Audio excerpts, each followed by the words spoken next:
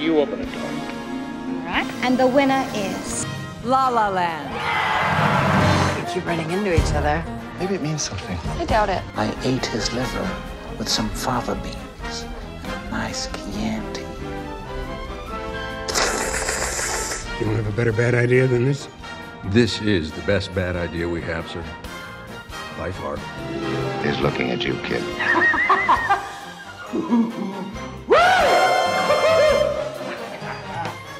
And this is the worst bad idea that 2FM has ever had, letting me on the Oscar red carpet. What the hell were they thinking? Seriously. Dan, Paul, my bosses, what are you doing? What are you doing? Anyway, this is a very special Oscar ceremony. It is a year of fives, 5 Irish nominees. Only the 5th woman to ever be nominated for Best Director, Greta Gerwig for Lady Bird. And as well as that, only 5 respectable men left in Hollywood. It'll be 4 tonight after Daniel Day-Lewis retires. Anyway, it's a very special night right here on the show as well, because we are talking to a number of nominees, including Steven Spielberg, Martin McDonagh, Alison Janney, Margot Robbie, and Christopher Nolan, all coming at you from this 2FM Facebook page. Absolutely amazing. Plus, we have an incredible prize to give away, a signed copy of the 3 Billboards Outside Ebbing, Missouri script from Martin McDonagh himself. Yeah, stick with us if you want to get that, to flog it on eBay a little bit later on. It might be worth something if it wins Best Picture. As well as that, we are going to be looking at all the movies that are nominated and letting you know what the whispers have been in Hollywood over the last week, because you do tend to hear who might win what, where it might go. But after last night's Spirit Awards, I wouldn't be surprised to see some massive surprises. And we all know it. I mean, last year, right here in the centre of La La Land, I mean Moonlight. Anyway. It's been a great year for film, from the depths of World War to finding love on the streets of Italy. Movies have made us laugh, they've made us cry, but most importantly, they've made us think. So here's a look at this year's top 9 films. Nature has cunning ways of finding our weakest spot.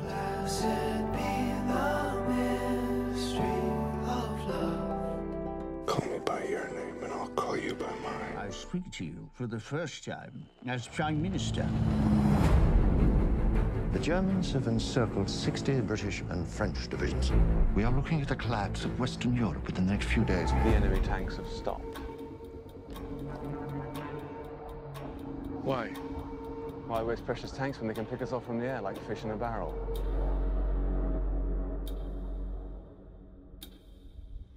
There are 400,000 men on this beach.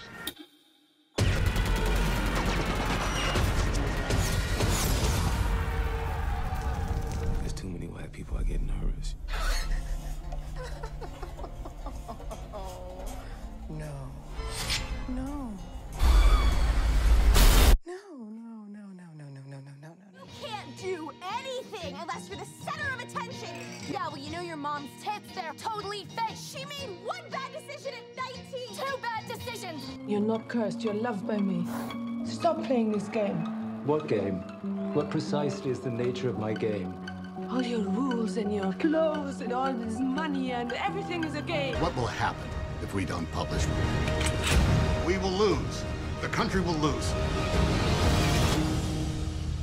What are you going to do, Mrs. Graham? Get him out? What are you talking about? No. We need to take it apart, learn how it works. I don't want an intricate, beautiful thing destroyed. We can do nothing. I'm sorry. Don't do this, Eliza. What is she saying? Oh, that's not even human.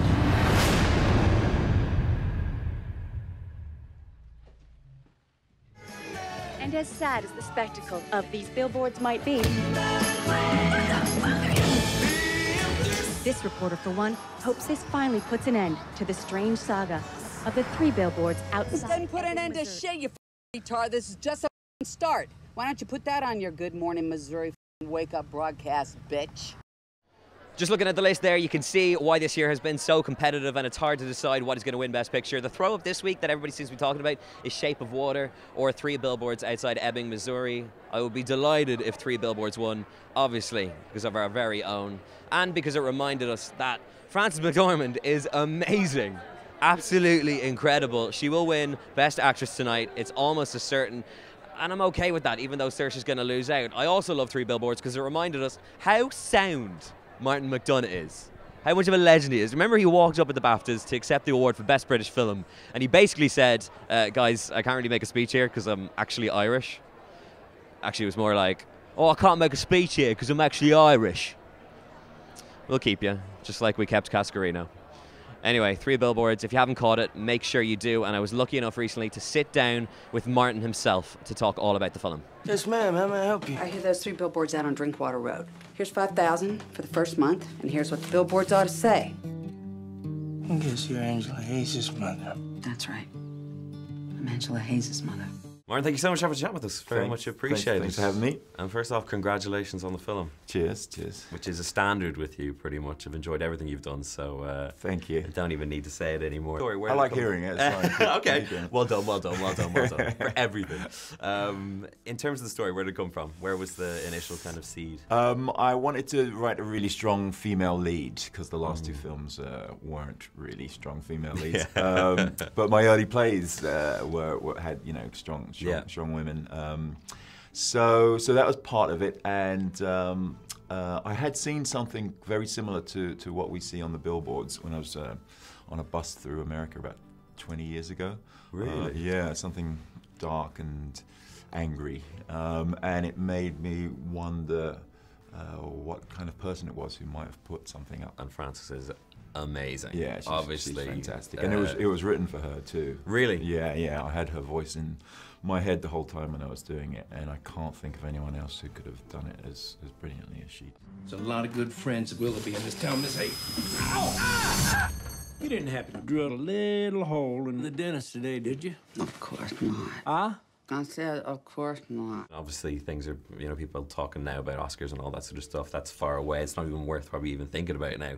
I like thinking about it. You like thinking about it? Because usually when you say these things to people, they're like, yeah, no, it's not about, that's not what we do it for. But well, it's not, but like if a film's released at this time of year. And you know the feeling as well. So. But it's kind of part of the process. I'd rather it be talked about in that way than not talked about at all, because it's a kind of a dark story. It's very funny in places, as we were talking about earlier. Yeah, and that's the thing, like even though she's purportedly the hero, she's not 100% the nicest person even in the film.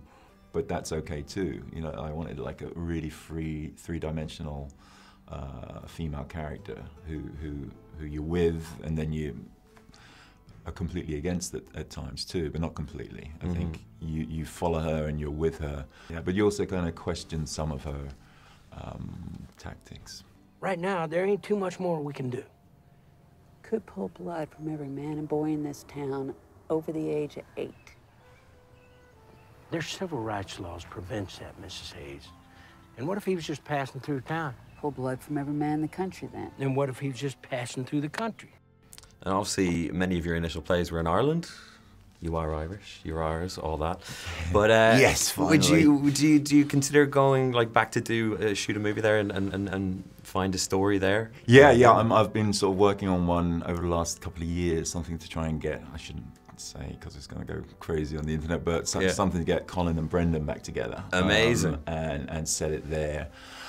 It's not quite right, and I don't want to follow up in Bruges with something that's not as good, you know, because I was really, we were all happy with that. So I'm going to keep working on it, but that'd be, I think, west of Ireland set, and not set in the present day. Interesting. And would you ever consider kind of going through your plays and finding something that you would like to see on film? Most films made from plays are awful. That is 100% true. I think you could adapt your own, though. I think even mine would be awful. It's the rules. Absolute legend. Thank you so much for having a chat with us. Cheers, thanks so much. Because you like the compliments, you should win them all. Thanks a lot. This time, the chick ain't losing.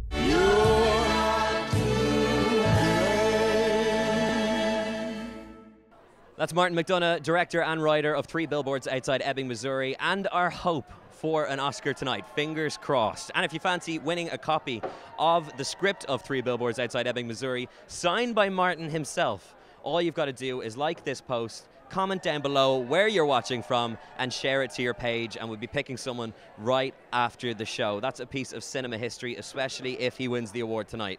But a lot of people here in Hollywood all week scratching their heads to figure out why he wasn't nominated for Best Director. But when you look at the list of the top 9 films, it's not hard to see. It was an incredibly competitive category this year, and usually the movie that will win Best Film doesn't usually line up with the person who wins Best Director. Nominated this year, of course, Greta Gerwig for her work on the film Lady Bird, which she wrote as well. Only the 5th woman to ever be nominated for Best Director. What the hell is going on? Not only that, Best Cinematography, only the first woman to be ever nominated in that category, Rachel Morrison, for her work on Mudbound. You would have also caught her work most recently on Black Panther. Incredible, but just incredible to think she's the first woman to be nominated in that category. Welcome to 1885. At least times are moving, right?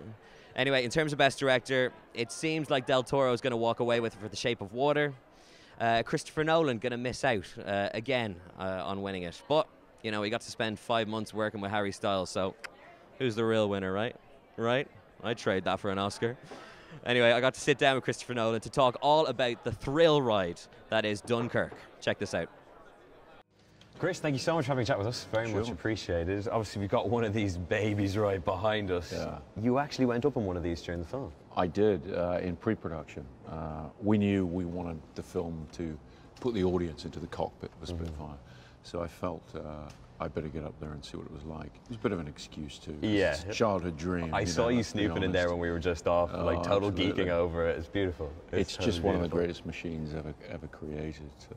Yeah, and it's such an amazing thing to fly in one, and that was something we really wanted to, you know, give the audience the feeling of. You know, someone come and see the film, really feel like they might know what it's like to be up there in that cockpit trying to dogfight with the enemy. The claustrophobia of it all, of course, because when you do think about war films, they can be quite hit and miss in nailing that feeling of terror and the reality of war. So what are the elements for you that you had to isolate and go, that is how you portray war correctly on screen? Well, for me, it was about almost abandoning the idea of portraying war and saying, okay, how do we portray survival? Yeah. Suspense, not knowing what's out there, not knowing what's going to happen to you, must be one of the most terrifying things for people in war. I mean, particularly in 1940, these guys on the beach there, there's no smartphones. They got no idea what's going on. Yeah. They don't know. There's rumor, there's speculation, and then there's incoming ordnance and planes coming in and dropping bombs on them. They've got no idea what's going on. And so that fear, that living in the moment and not knowing what's going to happen in 30 seconds' time, that's really what we felt was important to convey. And you really see it through the eyes of, you know, innocent young people, because, you know, we see so many movies where, you know, 19, 18-year-olds are played by people who are 28, 29, but these are really, really, you totally. feel that from the outset. It's like... And you have to, and I said to my casting director early on, because he started sending over tapes of people who were in their late 20s or whatever. I'm like, no, we're not going to do that. We're going to go with the raw recruits, literally, because that's who we send off to fight our wars, and I wanted to see that in their faces right from the beginning of the film, and I wanted to care about, are they going to survive? Because these are just kids that we send over there. And some of those young people as well, obviously Harry did an incredible job. I think he just completely shines throughout, especially that scene within. It just... no spoilers? I'll bleep it out, don't worry. Bleep it out with no spoilers. No, I think you know, it raises eyebrows when you cast someone like Harry who isn't known for film work, but I saw this phenomenal skill in him for, you know, this ability to project truth. And the part I gave him, it's a small but very important part of the film, and it has to be told with truth and with honesty, and I think what he's done is really incredible. Like I said, I absolutely love the film. It terrorized me completely, but I found enjoyment, obviously, in its telling. I have one gripe, though. Why do you keep casting the most beautiful man in Hollywood and covering half his face? Well, both halves of his face this time. Yeah, exactly. I think, you know, I love working with Tom Hardy.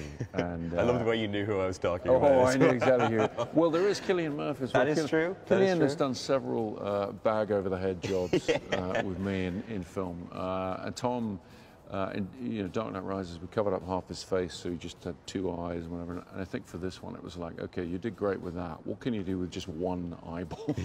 You know? And of course, being Tom Hardy, what he does is pretty spectacular with just one eye. So. Spectacular is definitely a word that I would use for everything within this film. So congratulations. Thank you. And thank you so much for having a chat with us. You can practically see it from here. What? Home. That's Christopher Nolan, nominated for Best Director tonight, and of course Best Film for Dunkirk. Anyway, come on, let's give you a behind the scenes. This is the entrance to the Dolby Theatre or the Highland Centre. So the Highland Centre is a shopping centre during the week. So it's like doing the Oscars in Dundrum Town Centre, which is kind of strange when you think about it that way. This is where they'll be doing their photo opportunities, where they stand to be eaten apart by the press for what they're wearing. Kind of early murmurs that everybody is going to wear black tonight. Definitely the lads will, but talks that the women will too. Wet paint. Ooh. Won't be touching anything. Can't be ruining this suit. This is the entrance to the walkway of the Dolby Theatre as well. Right up those stairs is the doors that they will be going into in order to get into the main forum, where they all meet, they all have a chat, they all have a drink, and the only drink as well that they will have before they go into the ceremony. Some stars have been known to bring hip flasks to try and make the ceremony go that little bit quicker, which, to be honest, I think I would too. Absolutely gorgeous. Anyway, this is also where they have to show their IDs. Yeah, you have to show your ID before you go in. I say this every year. I've been here for 5 years, and it still astounds me that George Clooney can't just walk up and be like, I'm George Clooney. He has to show like a passport or a driver's license or something like that, but of course he does. Come on. So while they're queuing to get in and they're showing their IDs, they're showing their invites, just like, you know, Wes or something like that. They're literally queuing up here. You see these lovely moments where, because we're right above and we can look down just before the ceremony, where people like Steve Carell is running up to Julianne Moore and they're going, oh my God, I haven't seen you in forever. And it's those moments that just remind you that these guys are just people. They're just human beings. Rich, beautiful, white privileged human beings. Come with me. These are the famous steps to the Dolby Theatre, where all the stars are going to be walking up a little bit later on, and of course Jennifer Lawrence is going to be falling down. Woo! I love it. Absolutely love it. Anyway, I'm going to fall over myself. I spoke too soon. A little bit later on, we are going to be talking to Steven Spielberg, chatting with the man himself all about his work on The Post. But now, one of my favourite movies of the year, starring Margot Robbie and Allison Janney, nominations for Best Actress and Best Supporting Actress. It's I, Tonya. America. They want someone to love. But they want someone to hate.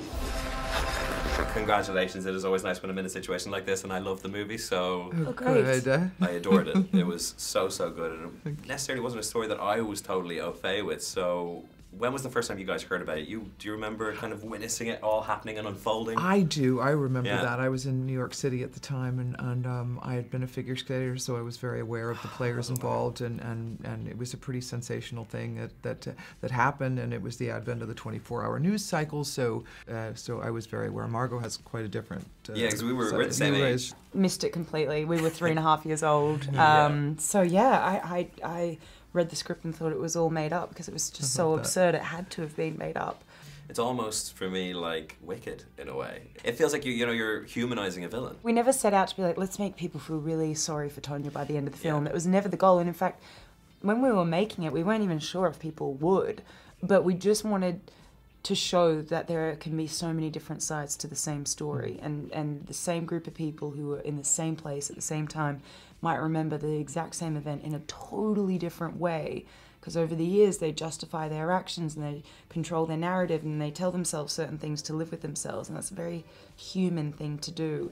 Because there is that, in the sense that almost being told that you're not capable of something is a huge narrative throughout this, and that is very, obviously, a big conversation that people are having. Well, that was, you know, when Stephen wrote this, Trump wasn't in office. None of the issues that we're dealing with right now were at the forefront of all of our minds. The Time's Up, Me Too movements, none of those had started. So it just happens to be a story that is resonating incredibly right now because of what it's about. Issues of a woman being told who she needs to be in order to fit in. She's a woman who spoke out against unfairness, said, hey, that's not fair, and she was silenced because of it, and punished, in fact, because of it. I read a really lovely interview with a kid called Sebastian who went to your school.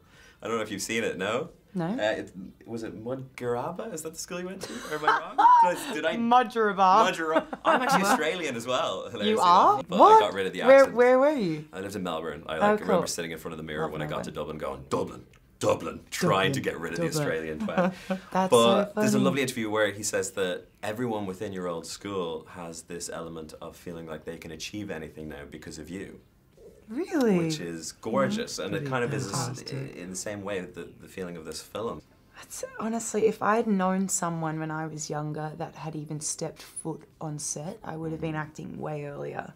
But it just seemed like this impossible dream. Like in Australia, on the Gold Coast, we were so removed from the industry. I never dreamt that it was a possible career choice. And if I'd just known that someone where I was from had done it, I would have been like, I'm going to be an actor. But I never said I'm going to be an actor because I just did not think it was possible. So if me doing this means that people back home are like, hey, she did it, I can do it too, that makes me so happy because it isn't that distant of a dream. You know, it is very, it's closer than you think. You can be from anywhere. You can even be from Mudgeraba. You can be Mudgeraba. Thank you so much. Congratulations on the film. Congratulations on the nominations. And we'll see you guys at the Oscars. Yeah. Awesome.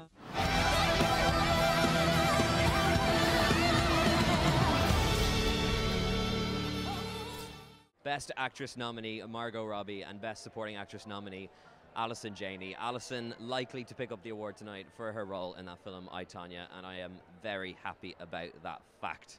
Anyway, these are the bleachers. This is where all the freaks and fans and everything in between collect to watch all the stars walk down the carpet. Let's see if we can have a chat with anybody. Do you want to have... Oh! I just nearly interrupted. I don't know what that language is, so I'm on TV somewhere. Let's have a chat with someone. Who's here? Let's see, what about... How's it going, guys? How are you doing?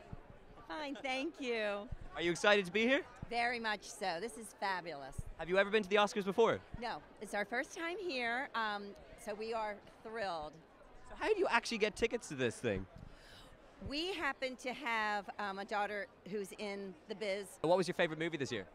My favorite movie, well, actually, The Greatest Showman was, and it's not a nominee. But Can you sing a bit of This Is Me for me? I beg your pardon? Can you sing a bit of This Is Me? Oh no. Come on. Can he? Come on, come on. Oh, come on, This Is Me. I'll sing it with you. I'll sing it with you. Yeah, I will. It's an amazing song. Come on. Guys, how are you? Do you know This Is Me? No. You do.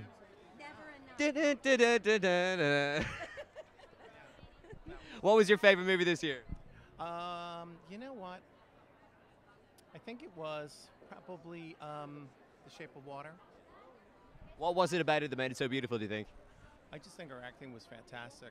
I mean, not to barely say a word or to say a word. And just Although Three Billboards was very emotional. Billboards was Anyone who is a parent, a mother, your heart just ached at her pain. We're delighted to hear that because it's an Irish film, Irish director, so very much delighted. We wish them all the very best. Watch out, because here I come. No. Ah. Oh, I actually thought he was going to sing that. I actually did. Anyway, it's really significant being here for me. It's a big moment. I've done 5 of these things, and I know growing up I never would have ever thought that I would have stood on this carpet because myself and my sister used to stay up every single Oscars night making... Nobody cares. Nobody cares. Don't play the music. Don't play the music. Anyway, let me give you this. Steven Spielberg, a genius for cinema, nominated this year for his film The Post, and I got to sit down with him for a chat. There you go. So, can I ask you a hypothetical question? Oh, dear, I don't like hypothetical questions. Well, I don't think you're going to like the real one either. Stephen, thank you so much for having a chat with us. Thank you. I had so much fun watching it, and I think that was quite possibly because of the pace of it. I made the film really quickly, but the pace of the production wasn't what inspired the energy of the film. What inspired that was just how newsrooms work. Yeah.